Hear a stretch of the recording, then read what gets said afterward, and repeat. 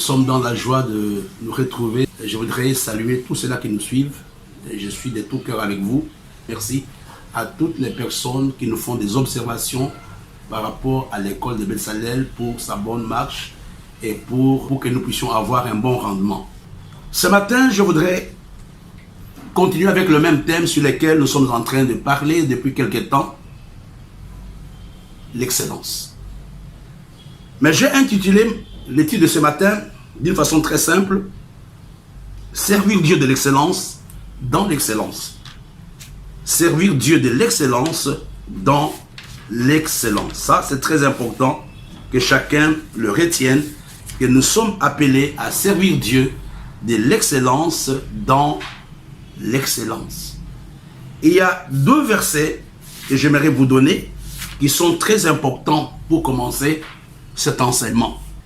Il y a un premier texte qui est trouvé dans le livre de Malachie chapitre 1 verset 14.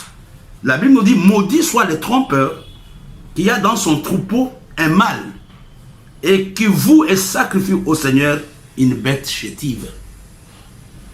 Regardez donc, Dieu attache une importance particulière à l'excellence. Le tout n'est pas dédonné. Ici, il dit: maudit soit le trompeur qui a dans son troupeau un mâle, mais qui va quand même donner au Seigneur une bête chétive. Et vous comprenez que Dieu est un Dieu qui tient à l'excellence. Dieu est un Dieu qui veut que les bonnes choses lui appartiennent. Il ne veut pas simplement que nous soyons des pasteurs, mais il veut que nous soyons des pasteurs excellents. Il ne veut pas simplement que nous soyons des musiciens, mais il veut que nous soyons des musiciens excellents. Il y a un autre texte, vous allez comprendre un tout petit peu, dans le livre d'Exode, chapitre 31, pour les étudiants de Bezalel, ils connaissent très bien ce texte. Exode, chapitre 31, versets 1 à 6, il s'agit de Bezalel. Mais je vais tirer quelques lignes. La Bible nous dit: j'ai désigné Bezalel. Et puis la Bible ajoute: je le remplis de l'Esprit de Dieu. Il dit: je l'ai désigné. Et qu'est-ce que j'ai fait? Je l'ai rempli de l'Esprit de Dieu. Pourquoi?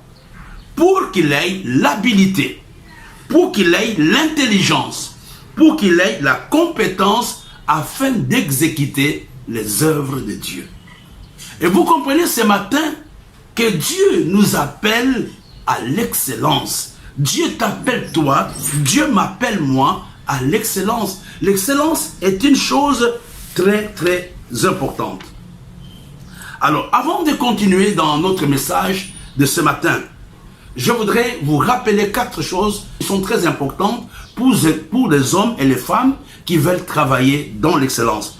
La première chose, il faut avoir la capacité de discerner la volonté de Dieu dans ce qu'on fait. Et dans la plupart des cas, quand nous ne sommes pas dans la volonté de Dieu, nous sommes automatiquement hors de l'excellence. La première chose, le discernement de la volonté de Dieu. Et la deuxième, avoir une communion avec lui. Premièrement, le discernement. Et deuxièmement, être en communion avec Dieu. On ne peut pas aujourd'hui, on peut faire des miracles, on peut faire un tas de choses, mais si notre communion est douteuse, on peut se poser la question: sommes-nous excellents, oui ou non?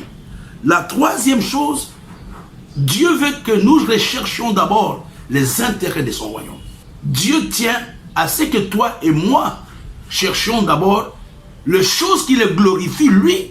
Et à toi de te poser la question: l'action dans laquelle tu te trouves, ou le business dans lequel tu te trouves, penses-tu vraiment qu'il y a la part de Dieu dans ce que tu fais? L'excellence commence quand les choses que je fais donnent gloire à Dieu. L'excellence commence quand les choses que je suis en train de faire, les hommes y découvrent la main de Dieu. Et la quatrième chose, nous devons avoir une responsabilité intelligente dans tout ce que nous sommes en train de faire.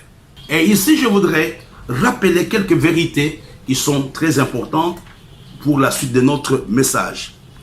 La notion de l'excellence exige 3 choses. Tout à l'heure, je parlais dans le livre de Malachie. Nous voyons dans le livre de Malachie que Dieu promet la malédiction à celui qui a de bonnes choses, qui refuse de les donner à Dieu, mais qui préfère donner une bête chétive. Et nous avons vu que quand Dieu va appeler Bezalel pour construire les tabernacles, il a donné à Bezalel les compétences, l'habilité pour que Bezalel fasse quelque chose de bon. Il n'a pas appelé un idiot, il a appelé quelqu'un d'intelligent. Et même les collaborateurs de Bezalel étaient des hommes intelligents. C'était pour pouvoir accompagner Bezalel dans la production ou dans l'exécution de l'ouvrage de Dieu. Alors, il y a 3 choses que nous pouvons retenir quand nous parlons de l'excellence. La première chose, l'excellence exige la performance. Quand nous parlons de l'excellence, nous parlons de la performance. La deuxième chose, l'excellence exige les dépassements de soi. Je me dépasse. Il y a d'abord la performance. Et la deuxième chose, le dépassement de soi. Et le troisième point, que d'ailleurs tout le monde connaît, dans l'excellence, il y a le succès. Dans l'excellence, il y a la prospérité. Dans l'excellence, il y a la victoire. Et nous comprenons que le Seigneur nous appelle à l'excellence. Le Seigneur nous appelle à l'excellence. Et Dieu veut que nous manifestions l'excellence dans nos œuvres. Il faut que quand les gens regardent, qu'ils disent, ça c'est la main de Dieu.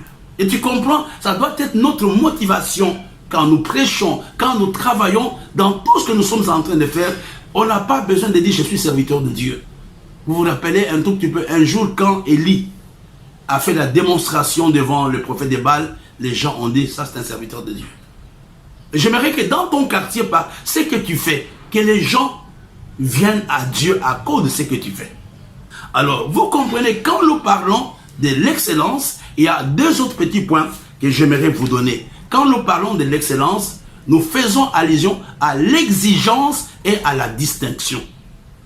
Un homme excellent est un homme exigeant. Il faut demander aux gens avec qui je travaille, je suis exigeant. Et vous comprenez, il n'y a pas d'excellence si vous n'êtes pas exigeant. L'excellence exige l'exigence, excusez-moi la tautologie, non seulement l'exigence, mais elle exige la distinction. Je voudrais ce matin que tu puisses vraiment être un chrétien, un pasteur excellent, dans l'église, que tu puisses avoir un cachet. Que les gens disent, mais voilà ce frère-là, il n'est pas comme les autres, pas dans le mauvais sens, dans le bon sens. Il y a des gens qui n'ont pas fait la publicité de leur ministère. Il y a des grands hommes de Dieu qui sont dans la francophonie ou dans les milieux anglophones. Qu'est-ce qui a fait la publicité de leur ministère? C'est leur excellence. Ce n'est pas les titres. Il y a des gens même qui n'ont pas de titres, mais qui ont été connus grâce à l'excellence, grâce à la qualité de leur travail. Qu'est-ce que le dictionnaire dit? L'excellence est définie comme étant les degrés éminents de qualité. L'excellence est la haute qualité, comme je l'ai dit il y a quelques temps. Et vous comprenez que ça doit être quelque chose qui doit être dans notre esprit. Seigneur, c'est comme David, il dit, je ne peux pas offrir à mon Dieu quelque chose qui ne m'a rien coûté. Alors, quels sont les synonymes? Là, c'est important, je vais terminer. Quels sont les synonymes des mots excellents? C'est terrible, mais bien aimé, il y a des choses que nous ne connaissons pas.